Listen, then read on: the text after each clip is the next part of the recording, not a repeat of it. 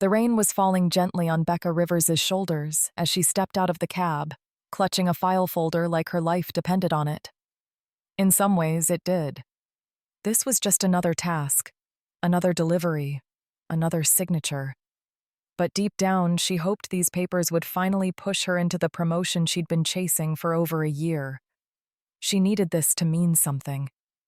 A raindrop hit her temple, sharp and cold. Time to go in, deliver the papers, get the signature, and hand the signed divorce papers to her boss, Mark. She took a deep breath to settle the static in her mind and pushed open the creaking doors of the nonprofit. The space was warm, lined with bookshelves and photographs of smiling volunteers. Becca felt out of place. "Can I help you?" A woman at the front desk asked. "I'm here to see Jessica Lane," Becca said, her voice steady. "She's expecting this." She followed the woman's direction to the last door on the right. In and out. That was the plan. She knocked once and entered. Jessica Lane looked up from her laptop. She was older than Becca expected, with dark hair pulled back and a face that showed she'd seen a lot and stopped pretending she hadn't. "You're not a courier," Jessica said, her eyes scanning Becca's tense frame and formal suit. Becca didn't answer. She walked to the desk and set the folder down. From Mark. Jessica arched a brow but didn't open it. "So the man finally grows a spine," she murmured. "And you are?" "Becca Rivers." Jessica leaned back. "Well, Becca Rivers, you're not really his type. He usually goes for blondes. You, on the other hand, look like you haven't slept in weeks." "I haven't," Becca said flatly. "So what are you?" Jessica asked. "His assistant? New girlfriend? Legal muscle?" "Associate attorney." Jessica's smile was slow. "So, technically, legal muscle." "If you could just sign," Becca said, pointing to the folder, "I'll be out of your way." Jessica finally opened it, scanned the first page, and set it down. "Sit," she said, nodding to the chair across from her. "I really shouldn't." "Sit anyway. You look like you haven't had a real conversation in months." Becca's training screamed at her to remain standing, to maintain control. But Jessica's gaze held her in place, and the order felt more like a magnetic pull. Defeated by a force she couldn't name, Becca sat. Jessica flipped through the documents, the barest twitch at her mouth the only sign of her thoughts. Becca found herself studying the woman's face, which was expressive even in stillness. Jessica wore no makeup, just a grounded calm that made Becca feel like a wire pulled too tight. Suddenly, Jessica's eyes met hers. "Something on my face?" Becca hesitated, then said, "Mark calls you a Medusa." For the first time, Jessica smiled genuinely. It softened her entire face. "Oh?" "He's gotten softer. I think he used to call me a banshee." "He said you can paralyze a man with a look." "Maybe he's projecting." Jessica hummed, her gaze steady. "So, why do you work for him?" "He was a guest lecturer at my law school," Becca explained. "I thought he was sharp, unapologetic. I admired that. It felt like if I could make it in his firm, I was doing something right." She cut herself off, surprised she was rambling. "He is a great mentor," Jessica said after a moment. "He values honesty more than ego. Never be afraid to ask him for help." Becca was surprised. "Shouldn't you be telling me he's an asshole?" Jessica shrugged, a thread of sadness in her smile. "We're just getting a divorce. I lived with him for 12 years. I know who he is." She looked down at the folder. It was inevitable. The topic was clearly closed. Jessica closed the folder. "I'll read over everything and sign when I get the chance." "You can't do it now?" Becca asked, trying to keep her disappointment hidden. Jessica gave her an amused look. "Don't trust me?" "Oh, I trust you," Jessica said, her grin widening. It's him I don't trust, especially after he sent you to deliver these. She called Becca a curious choice, letting the words hang in the air with unspoken meaning. Becca rose to her feet, professionalism snapping back into place. As she reached the door, Jessica spoke again. Want one last piece of advice? Sure. Don't fall in love with him. A real, unforced smile touched Becca's lips. Don't worry, she said, a trace of soft mockery in her voice. Last time I checked, he was a man, so he's not my type. Jessica's smile in return was quiet, but real. The click of Becca's heels on the polished concrete floor was the only sound she made on her return journey. She found Mark not angry, but unnervingly still, staring at the panorama of the city below his corner office window. He didn't turn as she entered, just watched the distant specks of traffic. The unsigned folder in her hand felt heavier than it had a minute ago. She wants to read them over, Becca said, her voice sounding loud in the quiet room. Mark's jaw clenched. Of course she does. He sighed, though Becca noticed it was with exasperation, not anger. There was a strange familiarity in his tone, the kind that comes from knowing someone for too long. I think she's just doing it to piss you off, Becca said quietly. Mark huffed. Oh, I know. He seemed more resigned than bothered. Don't worry, Becca. I brought this upon myself. Becca narrowed her eyes. There was an intention in his voice, as if he knew this would happen. You knew she'd drag it out? He gave a lopsided smile. Let's just say I didn't expect you to come back with a signature. Then why send me? For a moment, Mark's mask of weary amusement slipped. He looked at her, truly looked, and his gaze was sharp and assessing.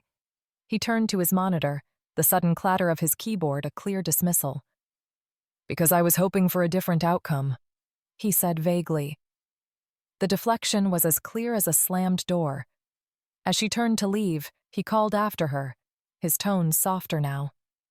And Becca, she likes to take her time. Don't let it get to you. But it was already too late.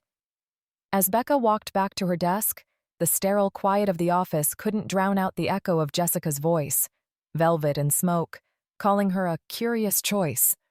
For the first time in a very long time, Becca found herself hoping someone would do exactly that. Becca was walking past Mark's office when she heard his frustrated voice cut through the glass. He was pacing, phone pressed to his ear. He spotted her and waved her in with a sharp gesture. I'm not sending her over again, he barked into the phone.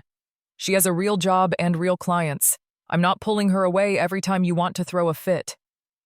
He shot Becca a look, then lowered his voice. I won't sleep if this drags out. You know that. He ended the call with a resigned sigh, muttering, I hate you, with no heat behind it, only history. Claiborne settled this morning, Becca reported, breaking the silence. Great, Mark said dryly. Then you'll be on your way to your new client. Becca blinked. Who? Jessica, he said with a pointed look. She wants you to go over some questions. A knot of pure dread and illicit excitement formed in Becca's stomach. Mark, I'm not a divorce attorney. This isn't my area. Sending me back is inappropriate. It was a desperate plea to be let out of the game. No, you're not, Mark said, rubbing the bridge of his nose. And she knows that. God, she loves testing my patience. He assured Becca that Jessica didn't want to renegotiate. She was just stalling to annoy him. That entire phone call was performance art, he admitted. She's very committed to the bit. Becca hesitated. You two have the weirdest relationship ever. To her surprise, Mark let out a real unfiltered laugh. You don't know the half of it, he said, a faint smile on his lips. Let's just say, we have a very untraditional kind of marriage. He waved her off before she could ask more. Just get the signature. As she left, he gave her a dry smile. Good luck. So basically, Jessica said, her voice dripping with mock sweetness as she scanned the document, he gets the boat, and I get the house with a mortgage and a water heater from 1992. She tossed the folder onto the desk with a quiet thud. Seems fair. She rose from her chair, not with a sigh, but with the fluid grace of a cat. She turned her back to Becca and walked toward the window, then arched her spine in a slow, deliberate stretch. Her arms went high overhead, and the hem of her shirt lifted, exposing a pale, narrow sliver of skin above her waistband. Becca's professional focus, her armor, shattered. Her eyes, with a will of their own, darted to that sliver of skin, to the elegant line of Jessica's back. A sudden, sharp warmth bloomed low in her stomach, unwanted and undeniable. She snapped her gaze back down to her lap, her cheeks burning. Don't look. You're here for Mark. This is a job. The mantra felt weak, useless. When she risked looking up, Jessica was already watching her. The stretch was over. Her expression wasn't a smirk. It was one of quiet, knowing amusement, a look of discovery, as if she'd just caught the start of something fascinating. She pushed off from the window and walked slowly around the desk, her steps silent on the worn rug. She didn't stop until she was leaning against the front edge of it, her hip deliberately close to Becca's chair. The air grew thick, charged with her proximity. "Should we take a break?" she asked, her voice a low, intimate murmur. "You look like you could use one." The words were a direct hit. Becca stiffened, her posture turning rigid. "I'm fine." "Are you?" Jessica's smile deepened, crinkling the corners of her eyes. Her voice dropped even lower, becoming a conspiratorial whisper. "You know, I've always found body language fascinating. It's subtle, but it's more reliable than any legal document." She leaned forward slightly. "It's in the little things. The way a person's jaw is set when they're trying to project authority, or the way they hold their breath when they're trying very, very hard not to feel something." Becca realized with a jolt that she was holding her breath. A wave of heat washed over her. She felt seen, dissected, cornered. "You're very composed, Becca. It's impressive," Jessica continued, her tone soft, almost admiring. "You've built this fortress around yourself." The compliment was more disarming than an insult. Becca finally exhaled, a shaky, frustrated breath. She had to regain control, to throw up a wall Jessica couldn't analyze. "You're very charming," Becca said, her own voice flat, devoid of emotion. "And stunning. But you're also still, technically, my boss's wife. And I am not about to tank my career to become somebody's rebound after a 12-year marriage." The words hung in the air, a desperate, final shield. Jessica's smile didn't waver. If anything, it settled deeper, becoming something quieter, more genuine. She studied Becca's face for a long moment. She murmured, a soft hum of approval. "Smart, ambitious, still got a conscience." Her eyes flicked over Becca's face, as if memorizing it. Mark always did hire well. She pulled back then, giving Becca room to breathe. The immediate pressure lessened, and Becca let out a shaky breath she hadn't realized she'd been holding on to so tightly. She felt a sliver of victory, thinking she had finally established a boundary. "Careful," Jessica teased softly, catching the exhale. "You'll hyperventilate." Becca began to push herself up from the chair, ready to declare the meeting over and flee. But just as she started to stand, Jessica leaned in again, closing the space between them one last time. "Oh," she added, her voice a devastatingly casual whisper right next to Becca's ear. "And you probably don't know this." Becca froze, half standing. "But your pupils dilate whenever you catch me biting my lip." Becca's jaw locked.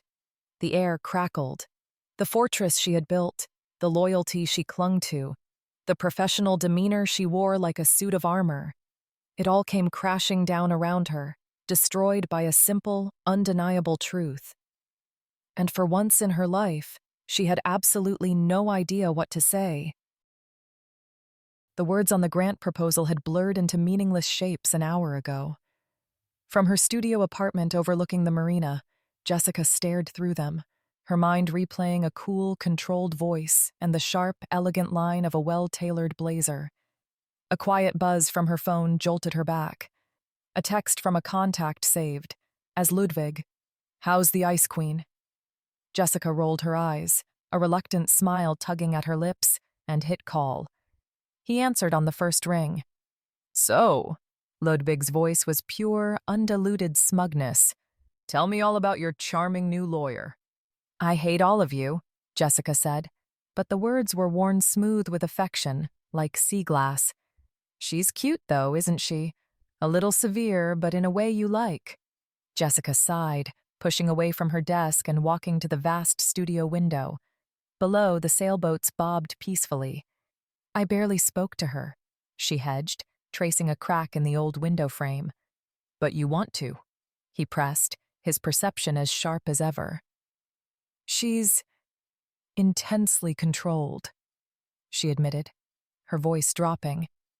"It's like watching someone meticulously build a fortress around themselves in real time, all while pretending it's just a casual fence. And you love finding the gate." Ludwig's observation landed with pinpoint accuracy. "You flirted with her, didn't you?" The quiet smile returned to Jessica's voice.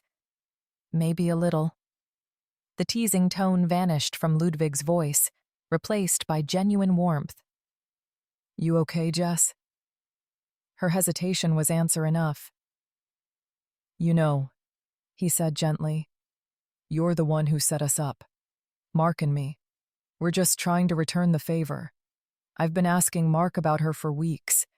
He thinks you two are a match made in heaven." Jessica groaned, leaning her forehead against the cool glass.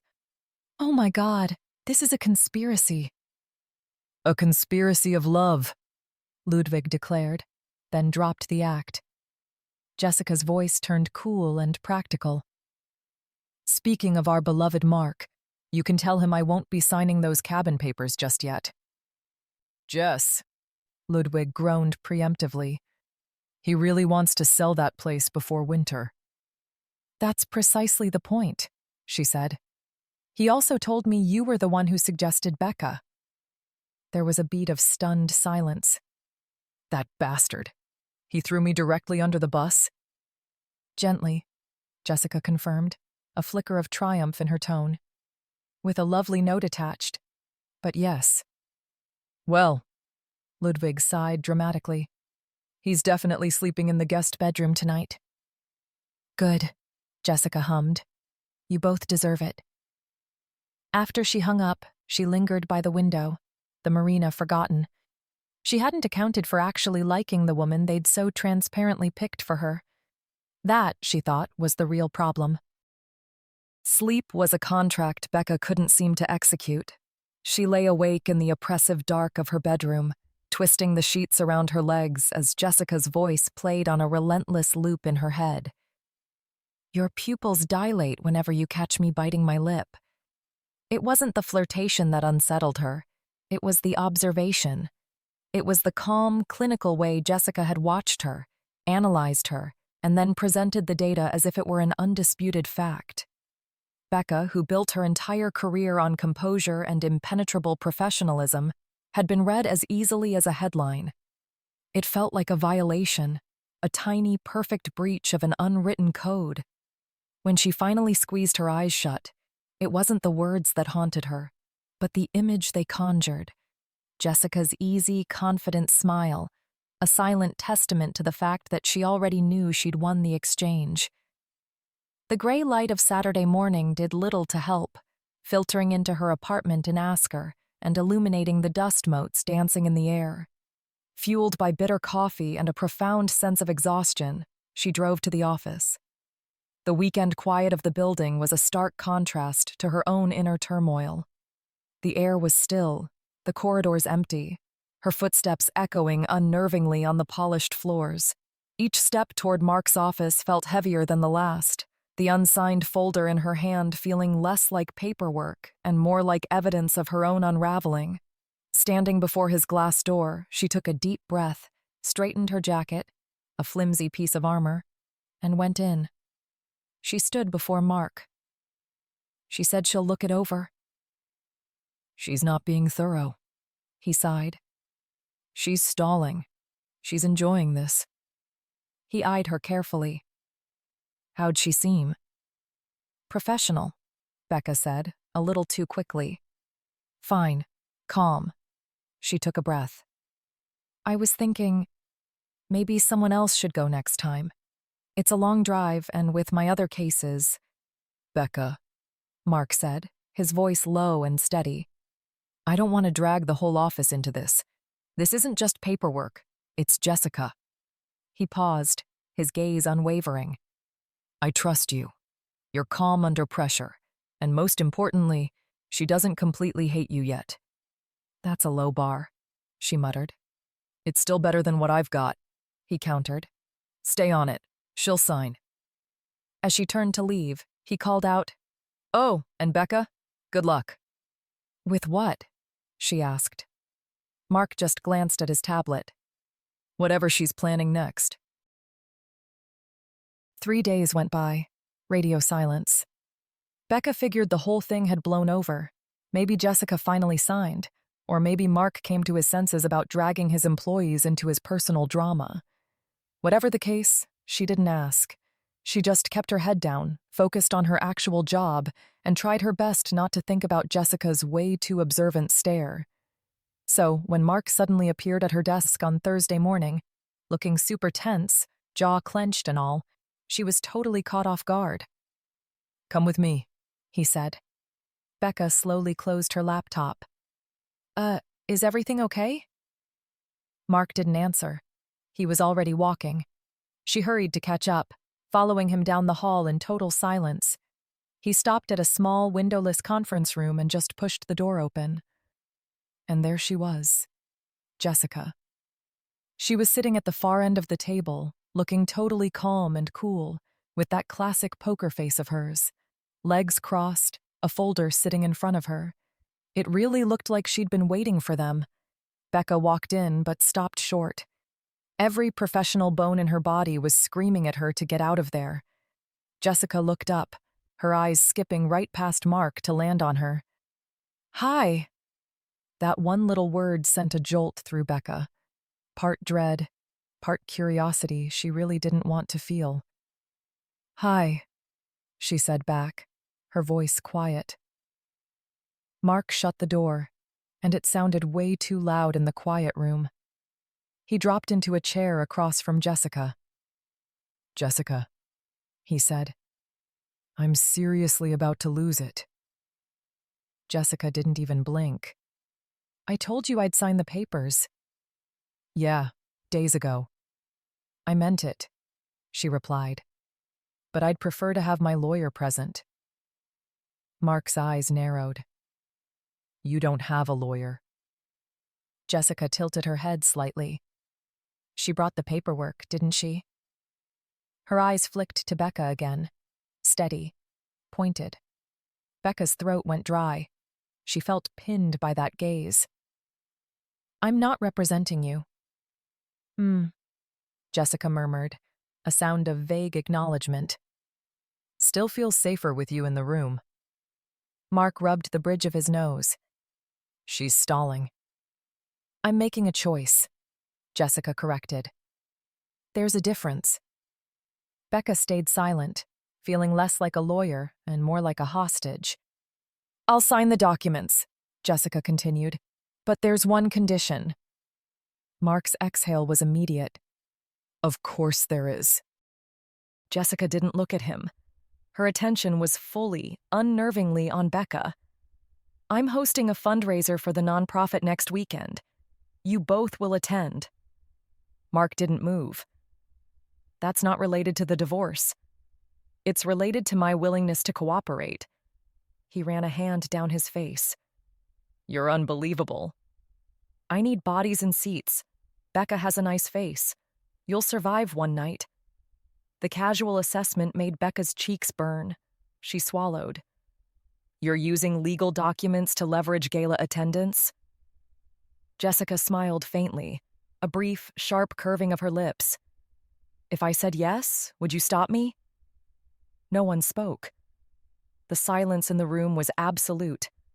Mark's fingers drummed once on the table, then stopped. One night, he said finally, the words clipped. You sign before the doors open. No speeches, no surprises. Jessica nodded. Fine. Then she stood, her movements fluid and unhurried, picked up the folder and turned to Becca. See you there, she said, her voice soft, almost warm, a stark contrast to the tactical chill of the room. Becca didn't answer. Jessica walked out without looking back. The door clicked shut, leaving a ringing silence in its wake. Mark stared at the closed door for a long moment before dropping his head into his hands with a muffled groan. Becca just stood there, her heart hammering against her ribs. Later that evening, Becca sat on the edge of her bed, phone in hand, staring at the invitation email for the third time. It felt absurd. She was a corporate lawyer, and now her weekend plans were being dictated by a dress code she couldn't decipher. Spring gala, cocktail or dressy casual. Think relaxed elegance. Relaxed elegance. The words felt like a riddle. It sounded like something Jessica embodied without even trying, an effortless confidence that Becca, who operated on clear rules and defined structures, found maddeningly vague. After another minute of internal debate, warring with the part of her that screamed this was unprofessional and reckless, she surrendered to the impulse she'd been fighting since she left the office. She tapped Jessica's number. Jessica picked up after 2 rings, her voice already laced with amusement. I knew you'd call. Becca's jaw tightened. She chose to ignore that. I don't understand the dress code, she said, her tone as stiff as a legal filing. What exactly qualifies as relaxed elegance? A soft, knowing laugh came through the phone. Is this your professional way of asking what to wear? I'm asking for clarification on ambiguous terms. Mm-hmm. And how many outfits have you tried on already in your quest for clarification? Becca glanced at the single, pristine garment bag hanging on her closet door. A silent accusation. None. Jessica didn't press, just waited, letting the silence hang with an amused patience that made Becca feel even more flustered. I was thinking maybe a black jumpsuit, Becca said finally, the words feeling like a concession, a small piece of herself offered up for judgment. Structured, not flashy. Simple. See? Jessica said softly, her voice approving. You get it perfectly. Becca raised an eyebrow, even though no one could see it. That's it? No snide comments about my lack of imagination? Jessica's voice dropped just a little. The playfulness still there, but now underlined with something warmer, more intimate. No, you'd look great in that. The unexpected sincerity stole the air from Becca's lungs. She opened her mouth, then closed it again, unsure what to do with a compliment that felt entirely genuine. After a pause that felt charged, Jessica added, her tone light again. You could send me a picture, if you want confirmation. I'm not sending you a selfie. The response was automatic, a knee-jerk defense. Jessica laughed, a full, easy sound this time. Fine, I'll judge in person, but I don't think I'll have anything to complain about. Another pause settled between them, this one comfortable, not tactical. Then quieter, all teasing gone. I'm glad you're coming. Becca didn't reply. She couldn't. The simple, earnest statement was more disarming than any of the power plays in the conference room. Jessica didn't need her to. She simply said, "Good night, Becca." And the line went dead, leaving Becca holding a silent phone, her heart hammering for an entirely new reason. The limo was a bubble of tense silence moving through the city. Becca stared out the window, watching the Oslo streetlights blur into long streaks of gold. One hand rested, perfectly still, in her lap. The other clutched her small bag so tightly her knuckles were white, as if it were an anchor in a rising tide of anxiety. Mark sat beside her, a statue in a tailored suit, radiating a quiet, simmering frustration. They were only a few blocks from the venue when he finally spoke, his voice casual in a way that was anything but. "You look good." Becca glanced over at him, surprised by the crack in his composure. "Okay, thanks." Mark let out a short, sharp exhale. "I just meant you clean up nice. Professional. That's all." Becca let the silence settle again, the non-apology hanging in the air. The jumpsuit was exactly as she'd described to Jessica. Black, sleeveless, minimal. She'd swept her hair up into a severe knot at the base of her neck. No lipstick. Just a clean, sharp line of eyeliner and a soft foundation that did little to hide the flush of her nerves. She felt less dressed up and more stripped down, weirdly exposed without her usual armor of corporate severity. The car pulled up outside a renovated historic bank, all towering marble columns and stark modern lighting. A small crowd buzzed near the entrance, a flurry of camera flashes, glittering cocktail dresses, and bursts of bright, careless laughter. Mark held the door open for her. "Ready?" "Not really." He didn't smile. "Same." They stepped inside together, and the sound hit them first. A warm wave of music, soft chatter, and the clinking of glasses that wrapped around them like a blanket. Becca's gaze scanned the space automatically, her lawyerly instincts cataloging exits and assessing the room, until she saw her. Jessica. She was descending the wide, sweeping staircase from the mezzanine, and for a moment, Becca forgot how to breathe. She wore a gown of deep emerald silk that clung and flowed in a way that seemed to defy physics, the fabric whispering against the marble steps. But it wasn't the dress that made Becca's heart stop. It was the man beside her. He was tall and unfairly handsome, with an easy smile and a suit so sharp it could cut glass. His hand rested lightly, possessively on the small of Jessica's back, and she didn't just allow it, she leaned into it, a picture of relaxed, radiant intimacy. Mark stopped walking so abruptly Becca almost bumped into him. "Fucking theatrical," he muttered under his breath. As if on cue, Jessica reached the base of the stairs. Her gaze swept the room, found them, and she smiled, walking toward them like this was any other Tuesday afternoon at the office. "Hi," she said breezily. "You made it." Mark raised a single, cynical brow. Was there ever a choice? Jessica ignored him, turning slightly toward the man at her side. "This is Ludwig, my date for tonight." Mark's jaw flexed, just once. A muscle pulsed. Then, his voice flat and dead, he said, "Wow, subtle." Jessica's smile widened, full of mischief. "You love it, Mark." Ludwig extended a hand politely to Becca, his eyes kind. "It's very nice to meet you." Becca shook it, her own hand feeling cold and clammy. She managed a quiet, "You too." Jessica's gaze lingered on her, not long enough to be inappropriate, but long enough for Becca to feel it like a physical touch. Long enough to notice the way Jessica's eyes swept over the jumpsuit, a flicker of something unreadable in their depths. Becca forced a small, tight smile, unsure where to look. She wasn't sure what she thought anymore. Of course. The realization crashed over her with the force of a physical blow. Of course there was a man. A handsome, charming man she was clearly intimate with. This whole thing, the calls, the teasing, the tension, it was all just part of the game with Mark. A game Becca had foolishly, humiliatingly, started to think she was a part of. Jessica looked amazing. And so completely, utterly unavailable it made Becca's chest ache.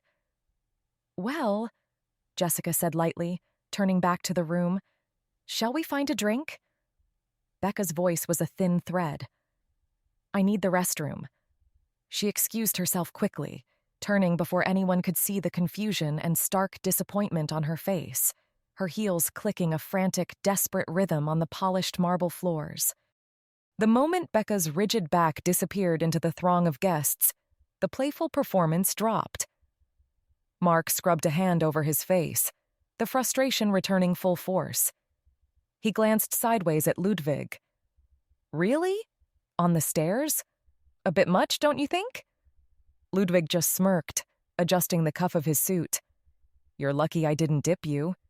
Now that would have been theatrical." Jessica didn't join in. She took a slow, deliberate sip of champagne, her eyes still fixed on the spot where Becca had vanished. She watched the way heads turned as Becca passed, the way her retreat was a straight, determined line, a clear path of escape. Her own expression was a carefully blank mask. "She thinks you're actually with me now," Ludwig said casually, his perceptive gaze shifting from the crowd back to Jessica. "You should probably go explain that, before she decides you were just screwing with her head for sport." Jessica's grip tightened almost imperceptibly on the stem of her champagne flute. She didn't answer. "Jess," Ludwig's voice was quieter now, losing its teasing edge. "Look at her. She's about 2 minutes away from finding a fire exit and slipping out the back. This was supposed to be a nudge, not a shove off a cliff. Fix it." Jessica finally exhaled, a subtle, frustrated sigh, aimed less at him and more at herself. With a decisive movement, she passed her half-full glass to Ludwig without looking at him. Then, without another word, she turned, her emerald gown swirling around her ankles, and stepped into the crowd to go after her. Becca stepped away from the crowd, finding refuge in a quieter corridor lined with framed photos of smiling donors and heavy velvet curtains that absorbed the sound. The echo of conversation and laughter dulled behind her, replaced by the low, melancholic hum of a string quartet and the frantic thumping of her own heart in her ears. She pressed a hand to her chest, willing it to slow down. She just needed a second. Just one clean, uninterrupted second to put her professional mask back on. Of course, she didn't get it. Footsteps behind her, soft, deliberate, and utterly unmistakable. Jessica. "Becca," she said, her voice cool but not cold, cutting through the quiet. "You disappeared." Becca turned slowly, her entire body rigid with a hurt she refused to acknowledge. She set her jaw. "What kind of games are you playing, Jessica?" Jessica blinked, a picture of innocence that only fueled Becca's anger. "What games?" "This." Becca gestured vaguely back toward the ballroom, crossing her arms over her chest, a flimsy shield. "So you have another man? You brought him here just to dangle him in front of Mark? Seriously? That's what this is about?" The words tumbled out, tight with an accusation that tasted like bitter disappointment. Jessica's brow lifted in elegant surprise. "Excuse me?" "Really classy," Becca said, her voice shaking slightly. "And here I was, actually starting to think you were normal."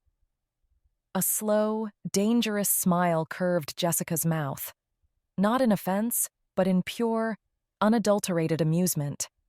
She stepped a little closer, invading Becca's carefully maintained personal space, and leaned in slightly, like she was letting her in on a secret. "Honey," she murmured, her voice a low, intimate purr that vibrated through Becca. "There is absolutely nothing normal about me." Becca didn't back away, but she forgot to breathe. The air between them felt charged, electric. Jessica's eyes softened just enough, her gaze dropping from Becca's eyes to her mouth and back up again.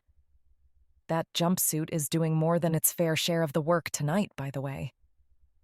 The compliment, so unexpected and so intimate, was a dizzying blow. Becca took a half step back, reestablishing the distance. "Number no, I'm not falling into your trap. Again.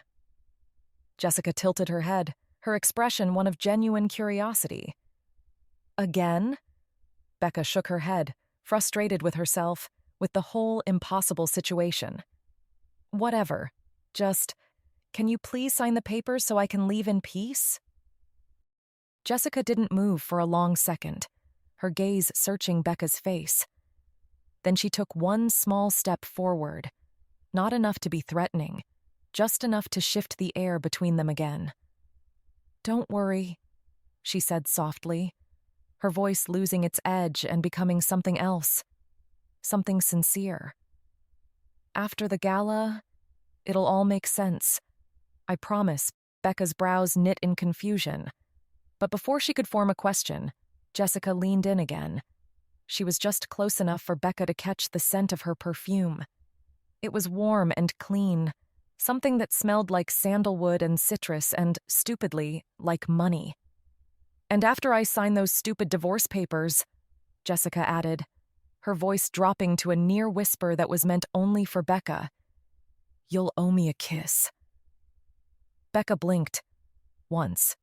Twice. Her mind went completely, utterly blank.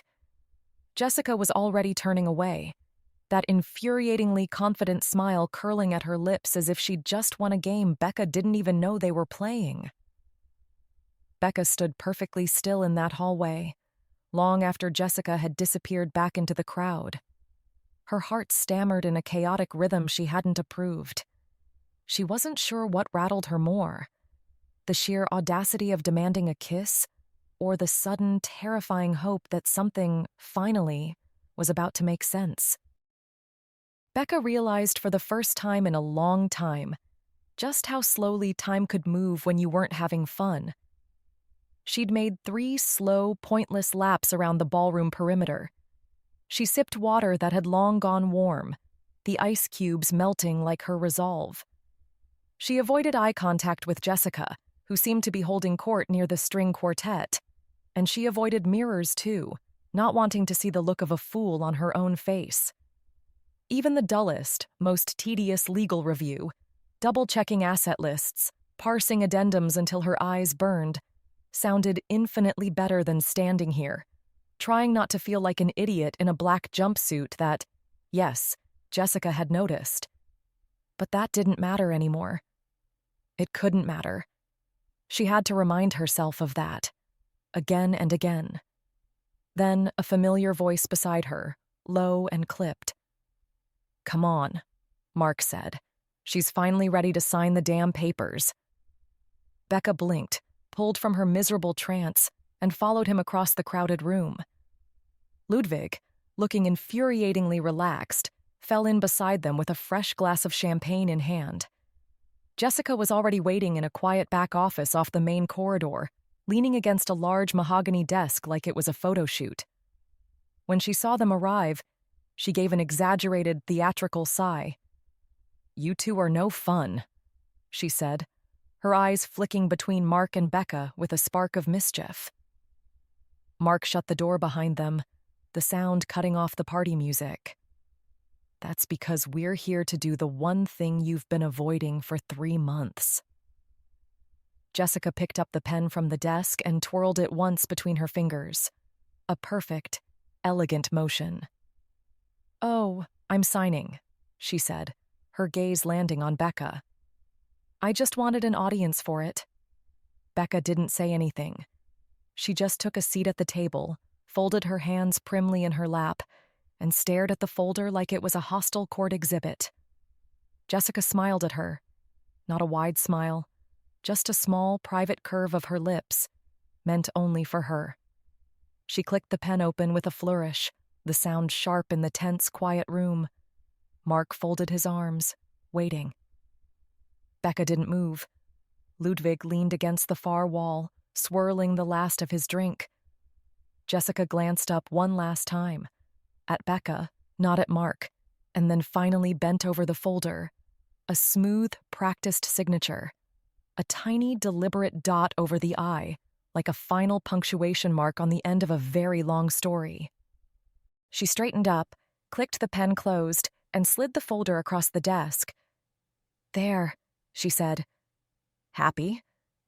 "Finally, babe," Ludwig said, pushing off the wall with a relieved grin. Becca blinked, her muscles tensing. She watched, confused, as Ludwig stepped forward.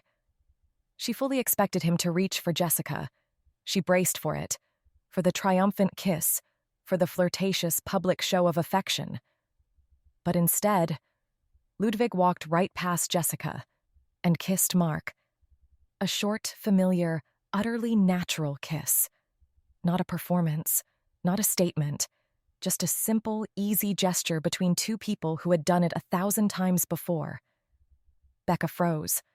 Her brain stalled, sputtered, and went completely offline. Her jaw, which had been clenched tight, went slack.